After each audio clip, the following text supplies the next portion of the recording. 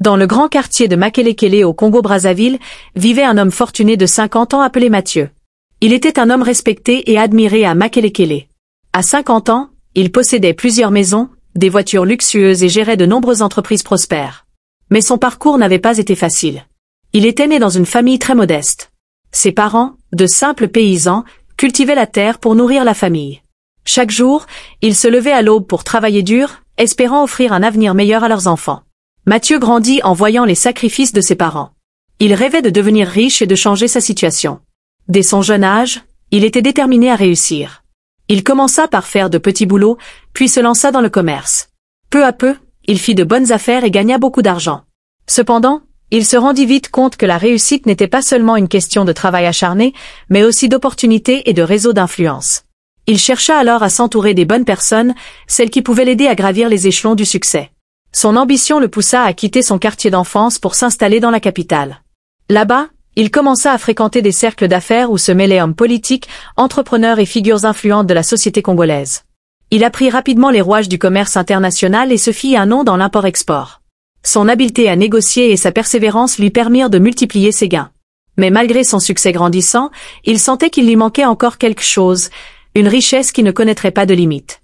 C'est alors qu'un soir, lors d'une réception privée organisée par un homme d'affaires influent, Mathieu fit une rencontre qui allait bouleverser son existence.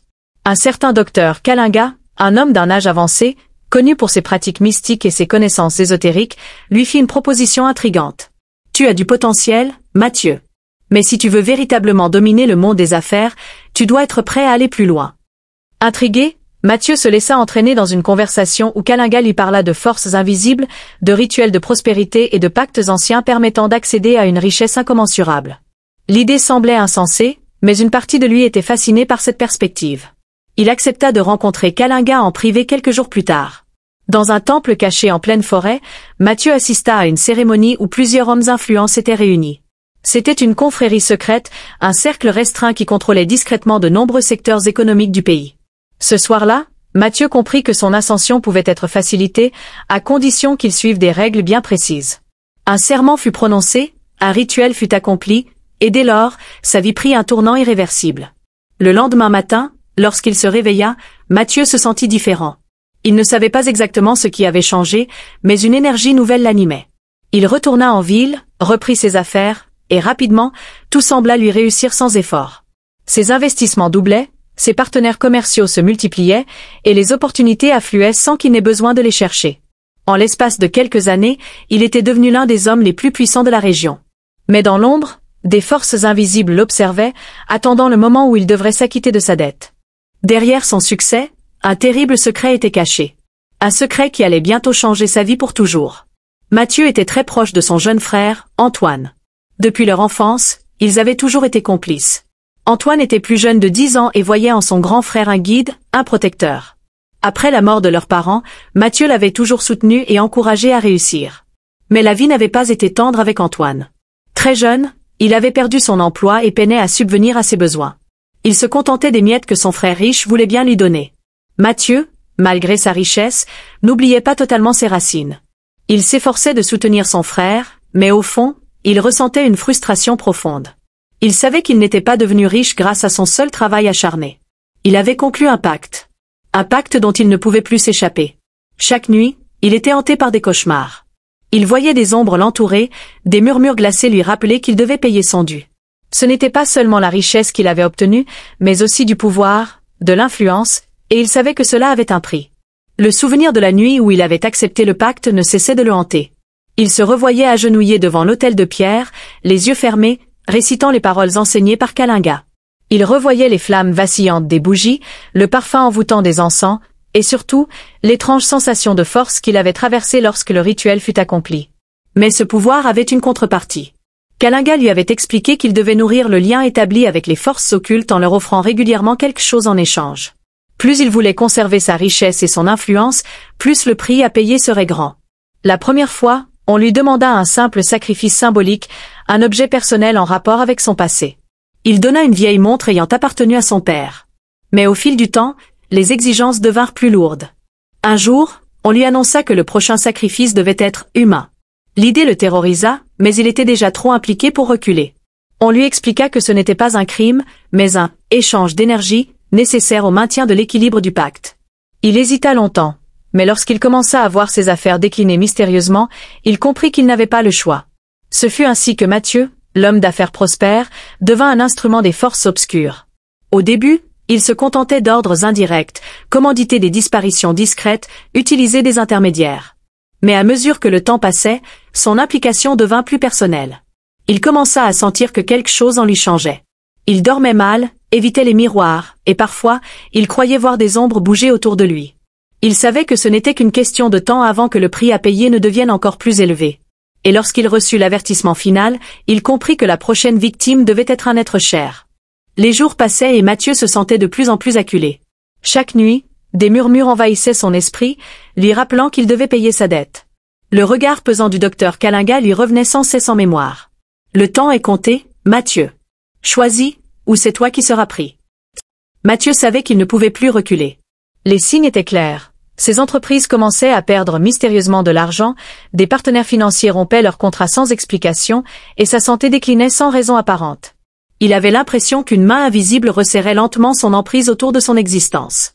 Une nuit, alors qu'il était seul dans son bureau, il entendit un bruit sourd dans le couloir. Son cœur s'accéléra. Il se leva lentement et ouvrit la porte, mais il n'y avait rien. Pourtant, il sentait une présence, une ombre qui semblait l'épier. Il referma la porte, mais lorsqu'il se retourna, il sursauta violemment. Une silhouette sombre, sans visage distinct, se tenait là, immobile, ses contours vibrants comme s'il défiait les lois de la nature. La voix qui en émanait était froide et sans émotion. Le moment est venu. Un sacrifice, ou la fin. Mathieu se recula instinctivement, les mains moites. Il essaya de négocier, de marchander du temps. Donnez-moi un mois de plus, une semaine au moins. Mais l'ombre se contenta de répondre d'un ton glacial, 3 jours. Sinon, ton âme sera consumée. Puis elle disparut, le laissant seul, tremblant et à bout de souffle. L'air autour de lui était devenu plus froid, et il sentait une odeur de cendre et de soufre flotter dans la pièce. Il savait que le temps du choix approchait dangereusement. Le lendemain, Mathieu se réveilla avec une sensation d'oppression insoutenable. Il savait que le compte à rebours avait commencé. Ses rêves étaient devenus des visions cauchemardesques. Des cris résonnaient dans des couloirs obscurs, des mains invisibles s'agrippaient à lui. Il voyait son propre reflet dans un miroir se décomposer lentement en cendres. Il passa la journée enfermé dans son bureau, à réfléchir. Qui pouvait-il sacrifier? Un inconnu? Non, cela ne suffirait pas. Il savait que le rituel exigeait le sang d'un être cher. Et il n'en restait qu'un, Antoine. Son propre frère. Mathieu sentit une boule se former dans sa gorge. Antoine était la seule famille qui lui restait, son dernier lien avec un passé qu'il tentait de fuir. Mais il savait que l'alternative était bien pire. S'il refusait, il mourrait, et tout ce qu'il avait bâti s'effondrerait avec lui. La nuit suivante, Mathieu convia Antoine à dîner chez lui. Il prépara un repas somptueux et versa discrètement une drogue puissante dans le vin. Une fois ingérée, elle plongerait Antoine dans un profond sommeil, ce qui lui permettrait d'exécuter le rituel sans résistance. Antoine arriva, le sourire aux lèvres, heureux de passer du temps avec son frère. Ils parlèrent longtemps, évoquant leurs souvenirs d'enfance, leurs rêves d'autrefois. Mais au moment de lever son verre pour trinquer, Antoine posa sa main sur le bras de Mathieu et le fixa avec intensité. « Je sais ce que tu t'apprêtes à faire, Mathieu. » Mathieu écarquilla les yeux, stupéfait. Antoine savait-il tout? Comment? Antoine prit une profonde inspiration avant de poursuivre. « Depuis quelque temps, je ressens une présence sombre autour de toi. Des cauchemars m'envahissent la nuit, des murmures chuchotent ton nom. J'ai compris que quelque chose ne tournait pas rond. » Mathieu sentit une sueur froide couler le long de son dos. Comment Antoine pouvait-il savoir? Était-il protégé par quelque chose de plus puissant encore? Antoine sortit un petit chapelet de sa poche. Je me suis tourné vers le vieux pasteur de notre quartier, celui qui priait toujours pour maman. Il m'a mis en garde, une force maléfique cherche à te consumer. Mathieu se mit à rire nerveusement. Des superstitions? Non, Mathieu. C'est bien réel. Mais il y a encore une chance pour toi. Antoine lui tendit une amulette en bois gravée de symboles anciens. Si tu renonces au pacte, si tu choisis de briser l'engrenage, il y a une voie pour toi. Mais c'est maintenant ou jamais. Mathieu regarda l'amulette, la main tremblante. Renoncer au pacte signifiait perdre toute sa fortune, tout ce qu'il avait bâti. Mais s'il continuait, il savait qu'il ne lui resterait bientôt plus rien, pas même son âme. Dans l'ombre, une silhouette noire apparut à nouveau. Cette fois, elle n'attendait pas. Mathieu, le temps est écoulé. Choisis. Mathieu ferma les yeux un instant, repensant à tout ce qu'il avait fait pour arriver là. Puis, dans un élan de désespoir, il arracha l'amulette des mains de son frère et la serra contre sa poitrine. Un hurlement déchirant résonna dans la pièce. L'ombre fut balayée par une lumière éclatante qui jaillit de l'amulette. Un vent puissant envahit la villa, faisant voler les objets dans tous les sens. Mathieu sentit son corps s'effondrer. Il se sentit aspiré dans un vide sans fin. Quand Mathieu ouvrit les yeux, il était allongé sur le sol de son salon. Antoine était penché sur lui, les yeux emplis d'inquiétude. « Ça va ?» demanda son frère. Mathieu peina à articuler une réponse. Tout son corps était engourdi, mais il sentait que quelque chose avait changé. Il n'entendait plus les murmures, ne sentait plus la présence oppressante qui pesait sur lui depuis des années. Il tourna la tête et vit, sur le sol, une silhouette sombre qui se dissipait lentement dans l'air, hurlant de rage avant de disparaître complètement. Antoine sourit faiblement. « Tu es libre, Mathieu. » Mais Mathieu savait que la liberté avait un prix. Son empire était perdu. Ses entreprises s'effondraient déjà. Sa richesse s'évanouissait comme un mirage. Il se leva lentement, regarda autour de lui. Sa vie telle qu'il l'avait connue était terminée. Mais il était vivant.